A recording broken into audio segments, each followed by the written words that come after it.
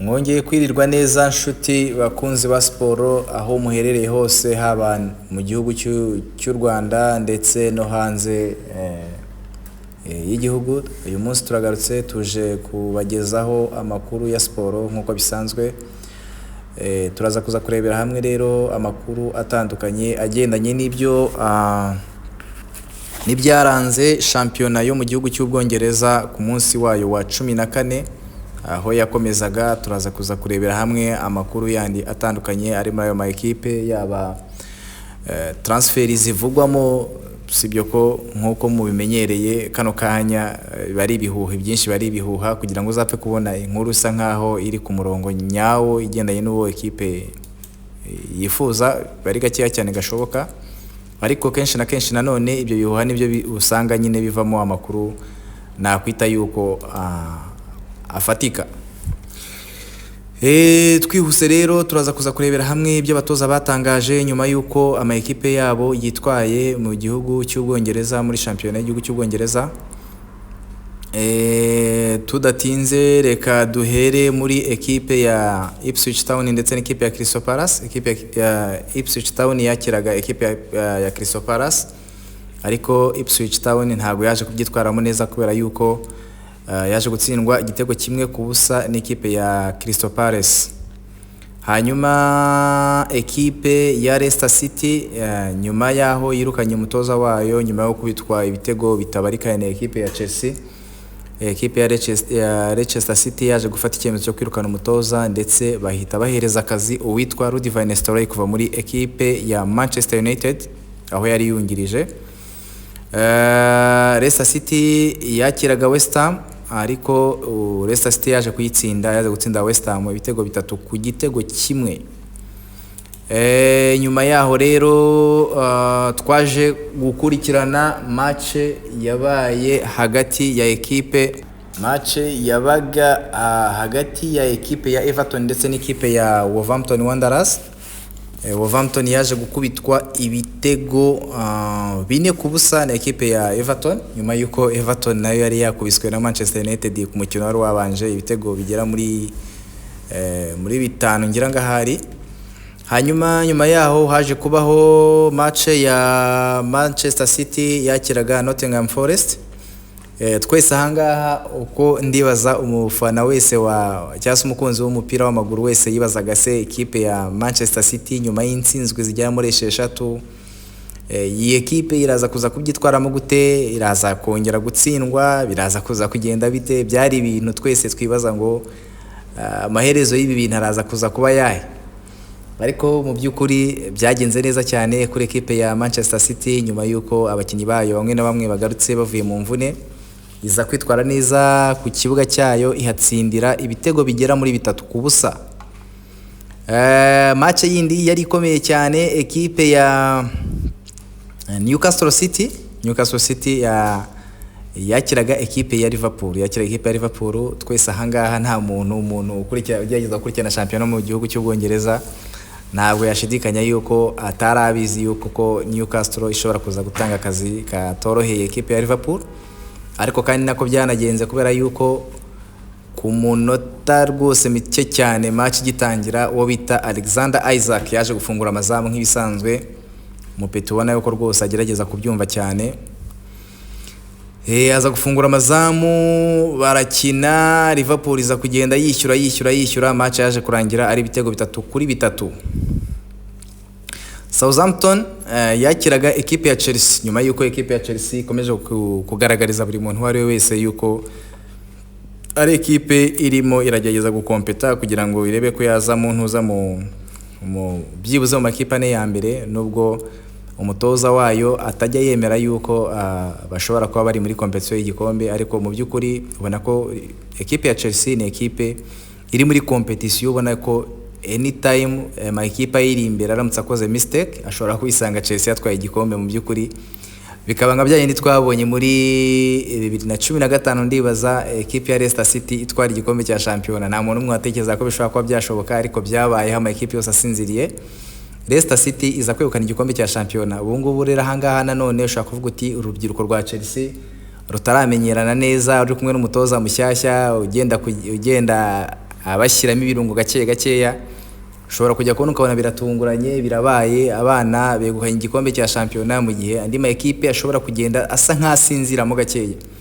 Gusa tubibutse ko nanone hari umukino wari waranze ekipe wari wahuje ekipe ya Arsenal ndetse n'ikipe ya Manchester United yari yakaniye ivuga iti Arsenal tugomba kuza kukufata tukakuniga tukakujugunya tukaguta mu bisheke, ariko mu by'ukuri ntago ariko byaje kugenda kubera yuko ekipe ya Arsenal yakomeje kugendera muri ya gahunda yayo yo gutsinda yikomereza iza gukubitwa ibitego bigera muri 2 byose ku busa. Abahungu ba Manchester United binanira kuba defanda, barya ibitego 2 byose rwose, match irangira bakuyeho. Aston Villa yakiraga ekipe ya Brentford nyuma yuko Aston Villa yakubiswe ibitego nanone na ekipe ya Chelsea yaje kwakira Brentford nayo iyihimuriraho yikubita ibitego bigera muri 3. Nyuma y'umukino rero birumvikana neza yuko abatoza bagomba kugira ibintu bitandukanye batangaza. Umutoza wa Chelsea ati iminota 15 kugera minota 20 ntabwo nigeze nishimira neza rwose uburyo twakinaga, ntago twakinaga nk'abantu bari gushaka igitego. Ekipe ya Southampton yatudominiye cyane kandi uko niko byanagenze, ekipe yarabadominiye cyane, irabadomina minota 20 ku buryo wabonaga ekipe ya Chelsea rwose dusanga tuzi neza yuko ari ekipe ikina possession, ariko byaranze vraiment biranga ariko nyuma nyine nk'ikipe nkuru iza kuza kubyitwaramo neza, itsinda bitego 5 ku gitego kimwe. Hanyuma twabonye abakinnyi batandukanye, witwa Jadon Sancho yatsindaga igitego cye cya mbere nyuma yaho agereye mu ikipe ya Chelsea. Tubona Madueke atsinda, tubona Nkunku atsinda, tubona Disasi nyuma yuko yari yaje mu ikipe muri defense mu gihe gishize gitandukanye atabanza kubyibuze no muri 11 ba mbere babanza muri ekipe ya Chelsea, nawe yaje kubyitwaramo neza atsinda igitego. Tubona Cole Palmer nk'ibisanzwe nawe aza kuza kureba mu mazamu, nawe ashyiramo igitego cye. Hanyuma turebere umutoza wa Manchester United nawe ntabwo yigeze yishimira uburyo byabashije kuba byagenda rezita zagenze, kubera yuko aravuga ati abakinnyi banjye narabaganirije ababwira yuko ekipe ya Arsenal ku bigendanye na set pieces cyangwa se imipira y'imiterekano, ino ekipe atari ekipe ikina, ekipe mbi cyane ku mipira y'imiterekano. Ati ngerageza kubabwira uburyo bagomba kumakinga abakinnyi ba Arsenal, ariko ntago bigeze babasha kubyumva neza. Ati kandi mu by'ukuri ku rundi ruhande ntago wabarenganya kubera yuko umutoza ni mushyashya, system bari gukina mu nishyashya, ibintu byose baragenda urana ko baragenda babyiga gake. Ntekereza ko wenda nko kuri nko mu mikino yo kwishyura igice cya kabiri cya shampiyona, ntekereza ko ekipe ya Manchester United izatanga akazi katoroshye kubera yuko abakinnyi bayo bazaba bamaze kumenyerana, batangiye kubonana ku buryo ekipe bazahuriye ariyo yose bitashobora kuba bizabasha kuyorohera.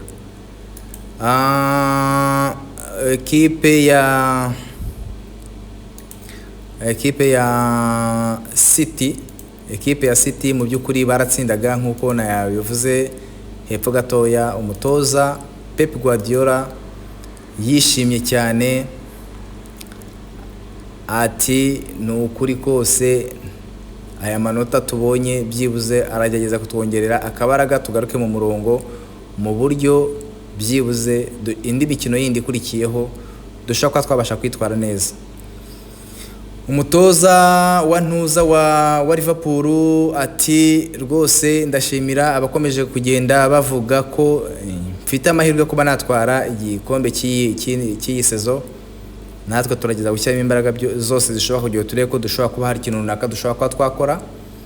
Ati turagerageza turebe ibikunda ibyo ari byo byose. Umutoza wa Arsenal ati abakinnyi banjye bitwaye neza cyane kubera yuko bakoze akazi uko twari twagapanze, bitwaye neza mu kibuga, bakoze akazi neza cyane amanota 3 tubashije kuyegukana. Ati ni course toroshye, imbere yacu hari ama equipe abiri Liverpool ndetse na Chelsea, atariko turakora ibishoboka ibyo ari byo byose umunsi ku wundi, ku buryo tugomba gukora ibishoboka tukazabasha kuba twakwegukana igikombe cya shampiyona. Nta kosa na rimwe tugomba kuba twakora rwose rishoboka. Kandi koko ni mu gihe kuko equipe ya Liverpool bari imbere n'amanota 35, Arsenal ikaba inyuma n'amanota 28. Imbere yayo barutanwa ibitego bibiri gusa equipe ya Chelsea n'amanota 28. Urumva ko mu by'ukuri akazi nawe kari buze kuza koroha, kubera yuko na equipe ya Manchester City nayo iri aho ngaho inyuma n'amanota 26. Urumva ko shampiyona ntago iri buze kuza koroha. Iminsi iri imbere biraza kuza kuba bikaze rwose cyane. Turaza kuza kureba rwose umupira usukuye usa neza, mu gihe Tottenham nayo iri aho ngaho inyuma. Tottenham ifite umukino w'ikirarane yagomba gukina, ariko ntago wigeze ubasha kuba ntago nakurikiranye neza information y'impamvu byatumye umukino watumye utaba, ariko buriya byanga bikunda nimara gutsinda ikirarane cyayo, iramutse itsinze ikirarane cyayo nayo urumva ko yaza hafi aho ngaho ko afite amanota 20, itsinze ikirarane cyayo ahita 23. Mu gihe match kurikiraho bafite equipe ya Chelsea, urumva ko nayo ni shock izaba itoroshye, kubera yuko umukino uzaba ukomeye cyane, umukino wo kwataka. Twamaze kubona ko Tottenham nayo igerageza gukina umupira mwiza, Chelsea nayo nuko nguko, kandi urumva ko Chelsea ifite intego zo kuguma muri Big 4, ariko binashoboka n'igikombe, kandi Tottenham nayo nuko nguko. None hakiyongeraho kakantu ka rivalite kuko bombi ari abakeba. Urumva ko mu by'ukuri ntago ari umukino uzaba woroshye, umukino uzaba urimo imbaraga nyinshi cyane.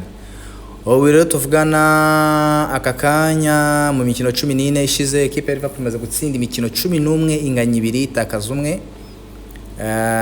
Mu gihe equipe ya Chelsea imaze gutsinda imikino 8, inganya 4, itakaza 2. Arsenal iri aho ngaho nayo imikino 14 imaze gutsinda 8, itakaza 2, inganya 4. Urumva ko na Chelsea urumva ni kimwe, bari ku murongo umwe. Ikipe ya Manchester City itakaje 2, inganya 2. Nambabarira. Ikipe ya Tottenham itsinze imikino 6, itakaza 5, inganya 2. Urumva ko equipe ya Manchester United nayo iri hafi aho ngaho, imaze gutsinda imikino 5 yonyine, inganya imikino 4, mu gihe yatakaje imikino nayo 5. Urumva ko shampiyona iracyari mbisi. Turaza kuza kubona umupira mwiza mu minsi iri imbere, nyuma ya Christmas ndetse na Bonane. Ibintu bizaba ari ibicika.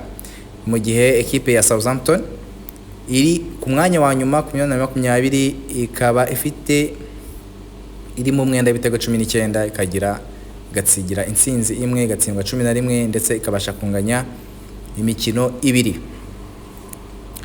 Ngayo nguko rero, ubwo ngubwo reka tutegereze turebeho amakuru makeya ari kugenda avugwa mu equipe yacu, amakuru ya transfer. Ariko nkuko nabibabwiye, mbibutse yuko na makuru nyine bari aho ngaho avugwa, takwizera 100% yuko biko bizagenda, ariko twategeza tukareba wenda hari kizabasha kujya mbere.